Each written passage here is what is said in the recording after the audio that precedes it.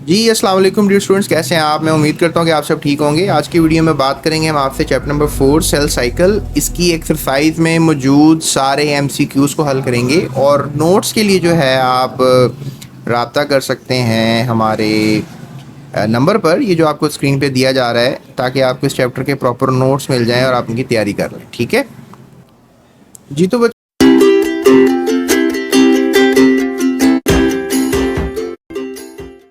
अगर हम पहले क्वेश्चन की तरफ चलें तो पहला क्वेश्चन जो है वो ये किया जा रहा है, in which phase of cell cycle maximum growth occurs in a cell. जो सेल है वो सबसे ज़्यादा किस फेज़ में ग्रो करता है। जैसे कि बेटा आपको पता है कि सेल जो है वो पहले इंटरफेज से गुजरता है, फिर उसने या तो माइटोटिक फेज़ या मियोटिक फेज़ से गुजरना होता है। तो लिहाजा बात करते हैं इंटरफेज़ की। अब यहाँ पर आप फिर में देख सकते हैं कि कैसे यहाँ पर हमारे पास क्या है। ये माइटोटिक फेज़ है, ठीक है, G1 फेज़, S फेज़ और G2 फेज़। और ये माइटोटिक फेज़ जो होता है ये सबसे छोटा फेज़ होता है। G1 फेज़, S फेज़ और G2 फेज़ जो है ये अमूमन मैक्सिमम टाइम ले रहे होते हैं। लेकिन सवाल ये किया गया है कि सेल जो है, अगर लेट्स से दैट वो तैयारी कर रहा है, लेकिन सबसे ज़्यादा ग्रोथ किस पीरियड में करता है। अच्छा, तो यहाँ पर जो है अब देख सकते हैं आप कि जो माइटोसिस फेज़ है, जैसे लेट्स से दैट इस डायग्राम में भी आपको दिखा रहे हैं कि माइटोसिस से जब सेल गुजरता है तो वो G1 फेज़, S फेज़ और G2 फेज़ में जो है वो चला जाता है। तो बस मैं यही बताना चाह रहा हूँ आपको कि सबसे ज़्यादा टाइम कहाँ लगता है, तो यहीं पर लगता है G1 फेज़ में। अब आप मुझसे ये भी पूछेंगे सर आप बताएं कि कितना टाइम लगता है। तो कितना टाइम लगता है इस चीज़ को हमने नोटिस करना है कि फॉर्मेशन ऑफ प्रोटीन्स का काम जो है वो G1 फेज़ के अंदर हो रहा होता है। इसके अलावा ऑर्गेनेलीज ग्रोथ इन साइज़ का काम भी जो है वो किस में हो रहा होता है, ऑर्गेनेलीज की मतलब फॉर्मेशन का काम भी G1 फेज़ में हो रहा होता है। इसके अलावा ग्रोथ इन साइज़, ये सबसे इंपॉर्टेंट पॉइंट जो एमसीक्यू में पूछा जा रहा है कि भाई ग्रोथ कहाँ पर होती है सेल की। तो यही मैं आपको बता रहा हूँ कि that is being done in the G1 phase. ठीक है, ये बस आपने अपनी मेमोरी में बात को रखना है। ठीक है, तो बस ये आप नोट डाउन कर लें। In which phase of cell cycle maximum growth occurs in cell. तो मैक्सिमम ग्रोथ जब ऑर्गेनेलिज डिवाइड हो रही हैं, सेल जो है वो ग्रो कर रहा है, प्रोटीन बढ़ रहे हैं, ये बात हुई ना भी आपसे, और इसके अलावा साइज में बढ़ रहा है, तो that is the G1 phase. तो C option is a right answer for this question. तो बेटा अगर हम दूसरे एमसीक्यू की बात करें तो दूसरे एमसीक्यू में जो है कहा जा रहा है, in which phase of cell cycle the chromosomes duplicate. अब सवाल किया जा रहा है कि जो सेल के अंदर क्रोमोसोम्स होते हैं वो कौन से फेज में डुप्लीकेट होते हैं। तो बेटा देखते हैं कि इसमें जो है सेल साइकिल में कौन सा फेज ऐसा होता है जहाँ पे क्रोमोसोम जो है डुप्लीकेट होते हैं। ठीक है, तो अब यहाँ पर आप देख सकते हैं कि क्रोमोसोम डुप्लीकेट कहाँ होते हैं, एस फेज। ठीक है, क्या लिख रहे हैं कि in in this phase it results in the duplication of chromosomes. Each chromosomes consist of two sister chromatids. तो ये बात आपने याद रखनी है कि क्रोमोसोम्स का डुप्लीकेशन जो है वो कहाँ हो रहा होता है, it is happening in the S phase. जैसे मैंने तस्वीर में आपको बताया था कि जो सेल है वो कुछ इस तरह होता है जब उसने डिवाइड होना होता है। डिवाइड हो गया वो, अब ये फ्रेश सेल है। फ्रेश सेल जो है वो कहाँ से गुजरेगा, G1 फेज से गुजरेगा। फिर कहाँ से गुजरेगा, वो एस फेज में दाखिल हो जाएगा, एस फेज से गुजरेगा। और फिर कहाँ से गुजरेगा, वो G2 फेज से गुजरेगा। फिर वो तैयार हो जाएगा डिवाइड होने के लिए, फिर एकदम डिवाइड हो जाएगा। मतलब तैयारी के लिए टाइम ज़्यादा लगता है और डिवाइड होने के लिए टाइम थोड़ा सा लगता है। तो ये बस आपने बात याद रखनी है। ठीक है, तो ये एक और वोकैबुलरी दे रहे हैं कि जो सेल के अंदर आपको मिलेंगे G1 फेज के बाद आपको क्रोमाटिड मिलेगा, लेकिन जब डुप्लीकेशन हो जाती है इनकी तो आपको क्या मिलेंगे, क्रोमोसोम्स मिलेंगे। ये क्रोमाटिड है, ये एक हिस्सा है, ये देखें इसमें दो आ रहे हैं नज़र आपको। दैट मेक्स एन आइडिया कि ये डबल हो गया, डुप्लीकेशन हो गई। लिखा हुआ ना डुप्लीकेशन ऑफ क्रोमोसोम्स हो जाती है और सेल भी ग्रो करता है साइज में। ये सेल का साइज छोटा है। एक बात मैं आपको और बताता चलूँ कि सेल जो है कभी कभार एस फेज़ में नहीं जाता, G1 फेज़ के बाद वो जो है वो GO फेज़ में चला जाता है। तो बस ये आपने याद रखना है कि जो क्रोमाटिड है वो क्रोमोसोम में कन्वर्ट होता है। ठीक है, किस में, एस फेज़ में। डुप्लीकेशन ऑफ क्रोमोसोम कहाँ होती है, एस फेज़ में। अच्छा, मैं आपको एक और बात बताता हूँ कि ये जो G1 फेज, S फेज और G2 फेज है ना, इन सब फेजेस को इंटरफेज कहते हैं कलेक्टिवली। क्या कहते हैं इनको? इंटरफेस। यानी कि सेल जो है वो इंटरफेस से गुजर रहा होता है, और जब इंटरफेस कंप्लीट हो जाता है तो फिर वो एम फेज में जाता है। एम फेज का मतलब जो है that is mitotic phase. Okay, क्या है ये? Mitotic phase. ये थोड़े से टाइम के लिए होता है। देखें ना, एरो छोटा सा है, और देखिए कितने बड़े बड़े एरोस लगे हैं, यानी टाइम ज़्यादा लग रहा है। जी तो बेटा, इसमें अब कहा गया था कि डुप्लीकेशन जो है वो सेल साइकिल के कौन से फेज में होती है। तो डेफिनेटली अभी हमने देखा डुप्लीकेशन किस में होती है? एस फेज में। क्रोमोसोम्स डबल हो जाते हैं एस फेज के अंदर। उसके बाद सवाल है, which of the following is not a characteristics of mitosis. इनमें से कौन सा जो है वो माइटोसिस का करेक्टर नहीं है, यानी माइटोसिस में ये चीज़ नहीं होती। तो माइटोसिस जो है वो सोमैटिक सेल्स में होती है, ये बात बिल्कुल सच है, क्योंकि सोमैटिक सेल्स में ही तो माइटोसिस होती है। सेल्स दो किस्म के होते हैं, एक होते हैं सोमैटिक सेल्स, एक होते हैं germ cells.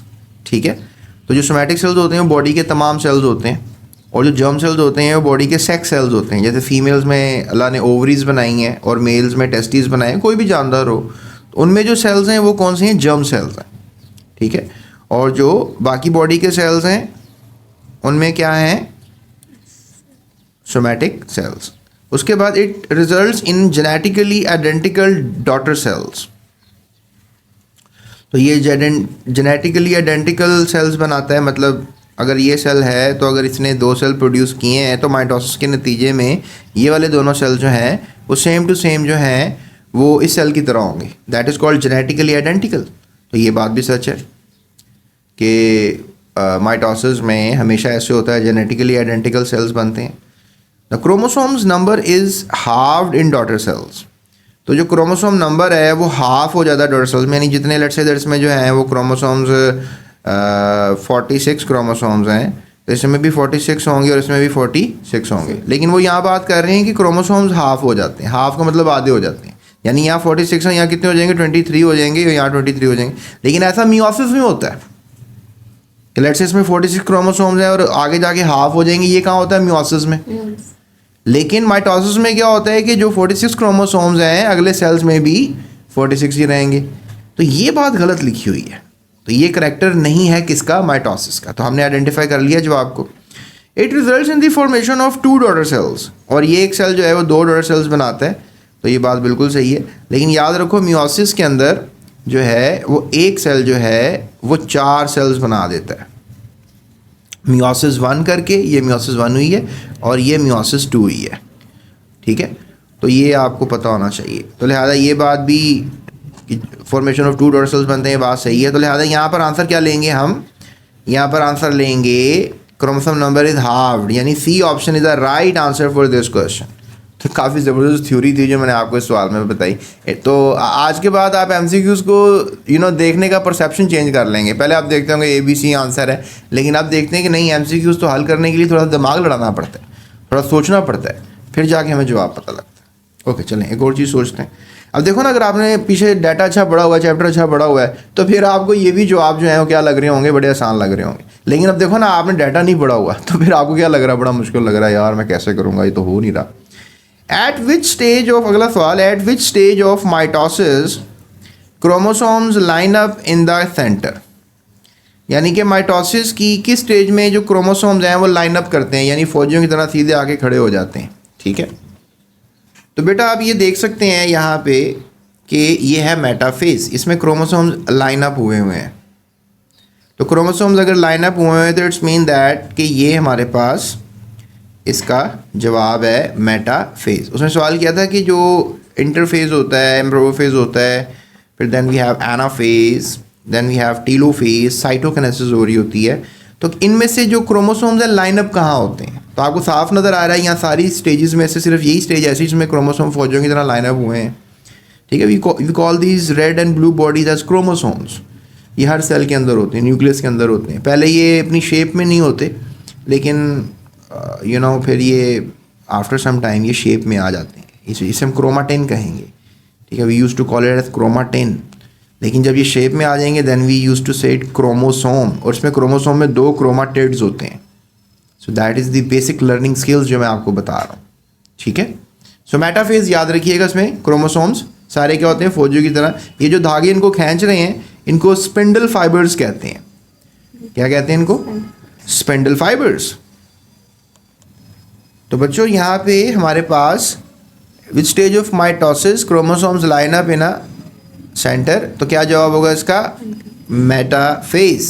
So B option is a right answer for this question प्यारे बच्चों. ओके, अगला क्वेश्चन करते हैं. If you observe a cell in which nuclear membrane is reformed, एक आप सेल को देखें जिसमें न्यूक्लियर मेम्ब्रेन जो है वो रिफॉर्म हुई है अराउंड 2 सेट्स ऑफ क्रोमोसोम्स. ठीक है. सो आपने देखा एक सेल जिसमें न्यूक्लियर मेम्ब्रेन जो है वो रिफॉर्म हुई है around 2 sets of chromosomes. What stage of cell is this? देखो बच्चों, ये भी स्टेज पूछी जा रही है अब आपसे. तो अब यहाँ पर आप देख सकते हो that is a phase of mitosis basically.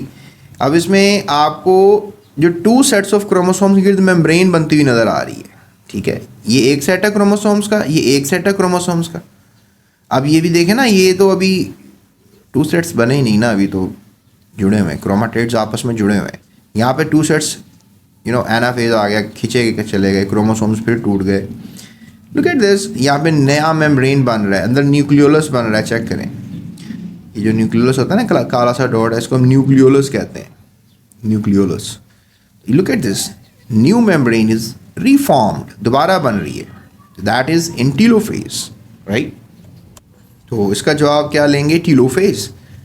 B option again is the right answer. ऊपर वाले का बी मेटाफेज था.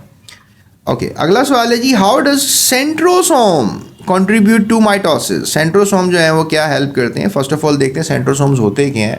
ये देखो, ये डायग्राम में आपको नज़र आ रहा है ना, ये छोटे छोटे से ये हिस्से, इन्होंने कल स्पिंडल फाइबर्स बन जाना होता है. बल्कि ये तो आई थिंक सो आपको माइटोकॉन्ड्रिया नज़र आ रहा होगा. मैं एक और तस्वीर दिखाता हूँ आपको. सो लुक एट दिस, यहाँ पर आपको नज़र आ रहा है ये थोड़े से spindle fibre type. So look at this, यहाँ पे ये हमारे पास क्या है? सेंट्रोसोम. ये जो सेट होता है पूरा 2 सेंट्रोमेयर्स का. ठीक है, क्या लफ्ज़ है? सेंट्रोमेयर. तो ये जो हमारे पास 2 सेंट्रोमेयर्स हैं ये कलेक्टिवली क्या कहलाते हैं? Centrosome, right. तो now how does the centrosome contribute to mitosis? Initiates DNA replication, makes mitotic spindle, forms the nuclear envelope, duplicates organelles. क्या करते हैं सेंट्रोसोम्स? ये स्पिंडल फाइबर्स क्या करते हैं? क्या करते हैं? Makes mitotic spindles. ये जो स्पिंडल्स बन जाते हैं ये सेंट्रोसोम था. अब देखो, ये जो आपको बनते हुए स्पिंडल्स नज़र आ रहे हैं, you can use a word mitotic spindles. ये माइटोसिस कराने वाले माइटोटिक स्पिंडल्स हैं, क्योंकि ये माइटोसिस करवाएंगे, सेल को 1 से क्या कर देंगे? 2 कर देंगे. That is called mitosis. तो लिहाजा माइटोटिक स्पिंडल्स बनाने के लिए क्या चाहिए? सेंट्रोसोम्स. ये 2 सेट्स होते हैं, अंदर ये आपको एक ही नज़र आ रहा है यहाँ पे, लेकिन बाद में ये अपने पोल्स की तरफ चले जाते हैं, एंड दैट इज़ सेंट्रोसोम्स. यानी 2 सेंट्रोसोम्स बेसिकली. अब सेंट्रोसोम कैसा दिखता है? Sorry, centriole. 2 सेंट्रियोल्स जो हैं वो क्या बनाएंगे? 2 सेंट्रियोल्स क्या बनाएंगे? सेंट्रोसोम. अब ये सेंट्रियोल्स एक इधर चला जाएगा, एक इधर चला जाएगा, पोल्स की तरफ चला जाएगा. लुक एट दिस, ये आ गया ना बिल्कुल पोल की तरफ. और देखो इसने क्या बना दिए? ये धागे नुमा स्ट्रक्चर बनाया है. That is called spindles. अब ये बेसिकली ये जो क्रोमोसोम होता है इसके छोटे छोटे से प्रोटीन्स होते हैं साइड पे, इन्हें कैनेटोकोर प्रोटीन्स कहते हैं. लिखा नहीं हुआ यहाँ पे, तो इसलिए इनको कैनेटोकोर स्पिंडल्स कहते हैं. और जो आपस में ही अटैच हो जाते हैं, मतलब क्रोमोसोम्स के साथ स्पिंडल फाइबर्स अटैच नहीं होते हैं, उनको हम माइटोटिक स्पिंडल्स कह सकते हैं. बहरहाल अभी भी आपस में अटैच हैं, देख लें आप, तो that is called the mitotic spindles. बहरहाल सेंट्रोसोम यानी कि इनमें जो सेंट्रोमेयर्स होते हैं वो क्या बनाती हैं? माइटोटिक स्पिंडल्स बनाते हैं. तो थोड़ा सा टफ एमसीक्यू था ये, मैं इसे कोशिश की आपके लिए आसान बना दूँ. तो क्या सवाल है? How does centrosome contribute to mitosis? तो आपने कहना क्या हेल्प करते हैं माइटोसिस में सेंट्रोसोम? तो आपने कहना मेक्स माइटोटिक स्पिंडल्स. ये क्या बनाती हैं? Mitotic spindle. B option is the right answer. उसके बाद सवाल किया जा रहा है सेंट्रोसोम्स मेक माइटोटिक स्पिंडल्स। अब देखो वो बात कर दी ना उसने, अभी जो मैं ऊपर बता रहा था। सेंट्रोसोम्स मेक माइटोटिक स्पिंडल्स इन, सेंट्रोसोम्स कहाँ पर होते हैं और ये कौन से सेल्स में माइटोटिक स्पिंडल्स बनाते हैं? एनिमल सेल्स में, प्लांट सेल्स में, प्रोक्रियोटिक सेल्स में। ये बैक्टीरिया को कहते हैं प्रोक्रियोटिक सेल्स, याद रखिएगा। जितने भी बैक्टीरियल सेल्स हैं they are called prokaryotic cells, all of these. तो चलो अमेजिंग सी बात मैं आपको बताता हूँ। ये जो सेंट्रोसोम्स होते हैं यानी कि जो सेंट्रोमेयर्स होते हैं, ठीक है, ये बेसिकली कह लें कि एनिमल सेल है। अब आप कहोगे सर आपको कैसे पता ये एनिमल सेल है? ये तो प्लांट सेल भी हो सकता था, ये तो बैक्टीरिया का सेल भी हो सकता था, लेकिन मैं तुम्हें बता रहा हूँ ना ये एनिमल सेल है। अब तुम मुझे कहोगे सर नहीं ये तो एनिमल सेल नहीं है, आपको कैसे पता लगा? तो मैं कहूँगा भाई इसमें क्या है, सेंट्रोसोम है। सेंट्रोसोम सिर्फ एनिमल सेल में होता है, प्लांट सेल में नहीं होता सेंट्रोसोम, या सेंट्रोमेयर नहीं होता, और बैक्टीरियल सेल में तो बिल्कुल नहीं होता। तो लिहाजा आज की क्लास में क्या ऑब्जर्व किया हमने कि भाई जो सेंट्रोसोम है वो किस में होगा? एनिमल सेल्स में होगा सिर्फ। यानी स्पिंडल फाइबर जो सेंट्रोसोम बना रहा है वो, अब तुम कहोगे सर फिर आप मुझे बताओ प्लांट्स में भी तो बनता होगा ना, इनका क्रोमोसोम डिवाइड होता होगा ना, तो वहाँ कैसे होता होगा? तो भाई जो वहाँ की बात आएगी वहाँ की कर लेंगे, ठीक है। अभी तो ये एमसीक्यू हल करें ना। तुम जो अगर मुझे कह रहे हो कि सर आप तो बाद में कर रहे हो, तो बेटा अब देखो ना इसको भी तो कवर करना है ना ज़रा, क्या ख्याल है? वैसे बता दूंगा, मैं तुमसे ये प्रॉमिस करता हूँ, अगर आगे बात आई तो मैं तुम्हें ये भी प्रूव करूँगा कि प्लांट सेल्स में जो है वो सेंट्रोसोम्स नहीं होते, तो फिर उनमें ऐसा क्या होता है जहाँ पे वो जो माइटोटिक स्पिंडल्स बनते हैं, क्योंकि प्लांट्स में तो माइटोसिस होती है ना। So animal cells is the right answer. Centrosomes किस में होते हैं? एनिमल सेल्स में, एंड यहीं पर माइटोटिक स्पिंडल्स बनाते हैं। चलो जी अगला ज़रा तगड़ा था, एमसीक्यू लग रहा है लंबा था। An organism has 4 pair of chromosomes, एक जानदार है उसके पास 4 क्रोमोसोम्स हैं, उसके पेयर हैं। After meiosis 1, how many chromosomes and chromatids will be present in each daughter cells? अब देखो ये हमारे पास सेल है, ठीक है, इसमें हमारे पास कितने क्रोमोसोम्स हैं? 4 क्रोमोसोम्स। अब मैंने आपको कहा था कि जब इनकी जो डिवीजन होगी तो एक सेल जो है वो क्या बना देगा? 4 सेल्स बना देगा, ठीक है। तो इसमें अब जो डॉटर सेल्स होंगे उसमें कितने क्रोमोसोम्स होंगे ये सवाल किया जा रहा है, ठीक है। सो डॉटर सेल्स में कितने क्रोमोसोम्स होंगे ये सवाल किया जा रहा है जी। तो बच्चों अब चलते हैं 8वें सवाल के आंसर की तरफ, और यहाँ पे सवाल किया जा रहा है कि एक जानदार के पास जो है वो अगर 4 पेयर ऑफ क्रोमोसोम्स है तो हर सेल में meiosis 1 के बाद कितने होंगे? 4 क्रोमोसोम होंगे और 4 ही क्रोमाटिड होंगे, लेकिन अब क्या होंगे? अनपेयर्ड होंगे। तो अब यहाँ पे आप कह सकते हो कि 4 क्रोमोसोम्स हैं और ये क्रोमाटिड्स भी क्या हैं? 4 हैं, ठीक है। Is that easy? तो meiosis 1 के बाद आपको 4 क्रोमोसोम्स और 4 क्रोमाटिड्स नज़र आएंगे, ठीक है। और वो क्रोमोसोम्स अब पेड़ में नहीं है ना, लेकिन जब स्टार्ट हुई थी meiosis तो पेड़ में थे, फ़र्क आएगा। C option is the right answer for this question. उसके बाद नेक्स्ट क्वेश्चन किया जा रहा है 9, which event is unique in meiosis but not in mitosis? यानी क्या ऐसी चीज़ है जो meiosis में होती है लेकिन माइटोसिस में नहीं होती है? तो डीएनए रेप्लिकेशन तो meiosis में भी होती है, माइटोसिस में भी होती है। क्रोमोसोम अलाइनमेंट meiosis में भी होती है, माइटोसिस में भी होती है। क्रॉसिंग ओवर का जो फंक्शन है ये सिर्फ meiosis में होता है, याद रखना, meiosis के प्रोफेज 1 में, जबकि न्यूक्लियर डिवीजन भी दोनों में होती है। तो C option is a right answer for this question. Crossing over किस में होती है? meiosis में होती है, माइटोसिस में नहीं होती। उसके बाद जी why is meiosis 2 necessary after meiosis 1? कि meiosis 1 के बाद meiosis 2 होना क्यों ज़रूरी होता है?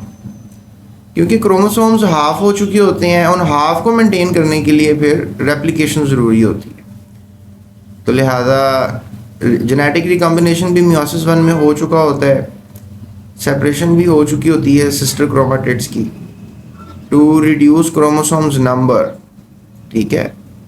और ये तो रिडक्शन ऑलरेडी हो चुकी होती है meiosis 1 में ही, टू रेप्लिकेट क्रोमोसोम्स, ठीक है। तो बेटा इस बात में थोड़ी सी आप करेक्शन कर लें, टू रिड्यूस क्रोमोसोम नंबर, यानी कि जो क्रोमोसोम नंबर है वो कम हो जाएगा, यानी कि क्रोमोसोम कम हो जाएंगे, ठीक है। meiosis 2 में सेल 2n से 1n की तरफ चला जाता है। रेप्लिकेशन का प्रोसेस meiosis 1 में ही हो जाता है। सेपरेशन भी होती है दोनों में, जेनेटिक रिकॉम्बिनेशन मियोसिस 1 में ही होता है, लेकिन मियोसिस 2 यहाँ से डिफरेंट है कि रिडक्शन ऑफ क्रोमोसोम मियोसिस 2 में होती है, मियोसिस 1 में नहीं होती। ठीक है, नेक्स्ट वीडियोस हैं हमारे पास शॉर्ट क्वेश्चन आंसर्स, उनको हल करते हैं। Subscribe. Thank you for watching. GS Academy.